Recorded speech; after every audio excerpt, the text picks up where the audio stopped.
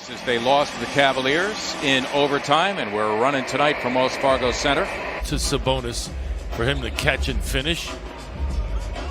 And be the opportunity here. The immediate double from Brogdon, but points, 13 boards, 6 assists, 2 blocks. And the overtime loss to the Cavaliers, boy.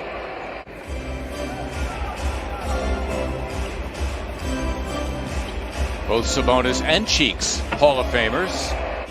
Embiid eyeing up a three, had a couple of threes late in overtime, kept the Sixers alive in that one, and that is good news.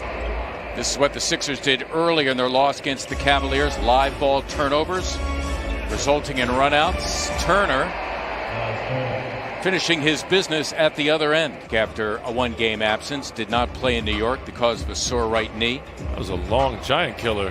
Embiid dancing inside. Simmons all the way to the cup. Nice aggressive move on Malcolm Brogdon. Simmons encountering Turner, the good shot blocker, and Ben his second bucket. A little bit more contact, wanted that foul called. Boy, Green took it away from McDermott that time. Simmons able to finish at the other end. So Ben Simmons with 6 already here in the first. The good news, Ala, is the Sixers are getting their share of threes. They're getting looks from beyond, which is good. Turner on an island against Embiid, trying to get the good shot blocker to bite. Has his way anyway for his third hoop. McDermott running the floor and laying it in. So Doug McDermott right now is high man in the game. Give him 9. Rimming the attempted three, making him 2 of 15 from beyond the arc on the season. Dwight Howard. Jake Milton in his previous 4 games, that is since the return from his 5-game absence due to an ankle, not shooting particularly well. McMillan was actually the associate head coach on Pierce's staff. Nice move by McConnell. Take it on the rookie Tyrese Maxey, who's come on, would come up big, and he did Saturday at New York with 17 points and 12 assists. You could count it, and a foul. Yes, there is no, it's limitless. Right. Tough move. Beautifully done indeed by Tyrese Maxey. 12 days, almost 2 weeks on your calendar. Yeah, what's more inviting? You're on the road for a week and a half, and oh, by the way, before you get home, stop in Cleveland. Shake feeling it. But not as consistent as he was last year, a breakout season, as Thibault comes up with a turnover, and Korkmaz on cue buries the three-pointer. Embiid, there's the instant double we've been seeing all night. Korkmaz for a 3, and down it goes for Furkan Korkmaz. After a slow start, finishing hopefully the second quarter the way you want to go into the locker room. Wow. You know what? All night long, Embiid perfectly identifying the double team for his 3rd assist. Coming in, averaging just under 21 points per game. So deliberate, methodical even at times, as Brogdon never gets rushed. Oh, Shake Milton finding his rhythm. Dwight Howard on the sideline admiring the footsteps, the footwork. Ooh, Brogdon, did he have something to say to Embiid after the slam? Korkmaz another 3. Yes! How about the Sixers' 3-point shooting? They're 9th in 17 tries. He's doing a little play-by-play as he's playing. Oh, Embiid. Throwing down 2. Time, nobody would lay a glove on him. Milton, the lob for Thibault, who slams for 2, and the Sixers leading by 17.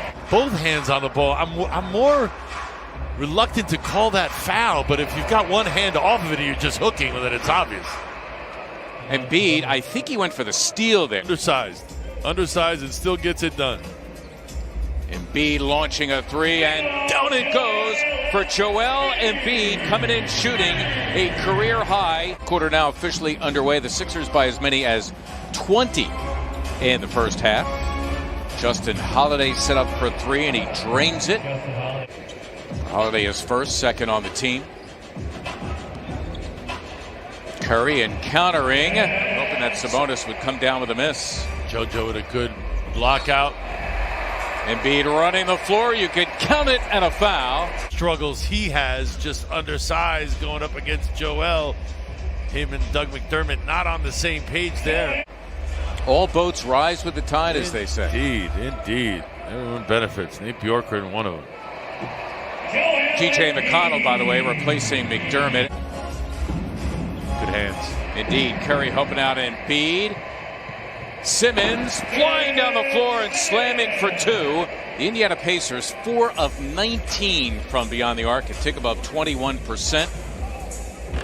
But a different story for the Sixers as Simmons. This regime under Coach Bjorkgren and Nate McMillan is that there's a more emphasis on shooting threes as they drive and kick there. Brogdon to Turner. I'll get over it. Okay. I'll bounce back. And beat off the double. There's Mike Scott burying the three. Joel has been great at identifying their double teams. Mike sliding over a little, improved the angle. Wow. Embiid blocking the shot of Brogdon. Keeping it. Simmons on the loose, as he should.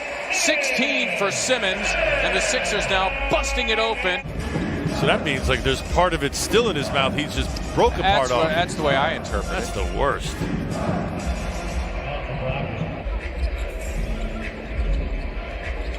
Curry working it with Embiid. Joel once again. Jump shot this season has been extraordinary.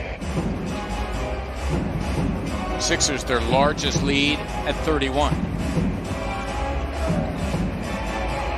Brogdon now getting his, give him 15. That leads Indiana. When I went to the record book, I saw Eaton's name on the top, but that 3.5 is his career average, which is an NBA record. His shot, he's 3 for 3 from beyond and 4 for 4 overall. Give him 11 points as Edmund Sumner is able to get inside. He's done that like 3 times now. Just camp out in the lane back then with the rules defensively. Man, he was a space eater. Howard slamming back the missed 3 from Matisse Thybulle.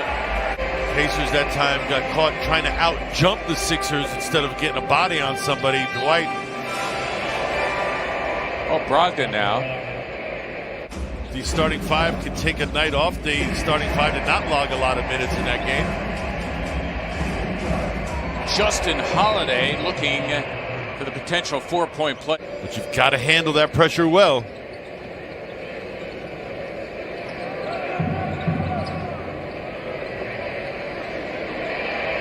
TJ McConnell could always get to his spots, couldn't he? He's so fundamental, so sound.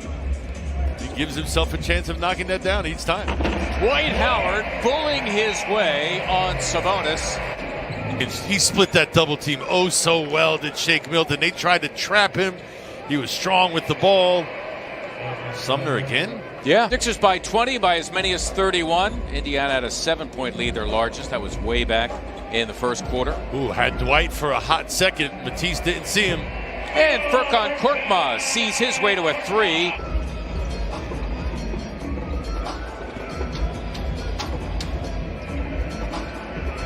Milton a rather healthy 3, and it is good to see Shake zero in from beyond the arc. 24 points in the game. A season high is 31. Milton coming in just 31% from beyond as McConnell. It gave life to guys like Sampson and McConnell and helped them to start an NBA career. That was nicely done by Tyrese Maxey. Vincent is a 7-footer, second year from France. A couple of games ago, played a couple of minutes at the end of that Dallas game. Oh, and there is Ferguson slamming for 2. I rejoice because finally his first points as a Sixer. As the Sixers win it tonight, going away, leading by as many as 31. In there, what you talking about? I don't want to say nobody just to say somebody, and you literally named Carmelo Anthony to the 3rd team of the all 2010s. What the f*** are you doing for 2010? Yeah, Melo. Melo.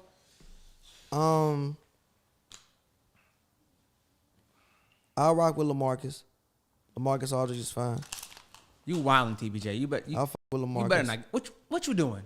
LaMarcus 3rd team all decade. He been killing it. What LaMarcus you talking is about? balling, G. What the?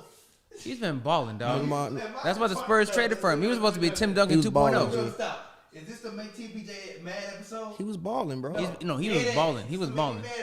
He was balling. He was balling. You lying. Third team. You lying.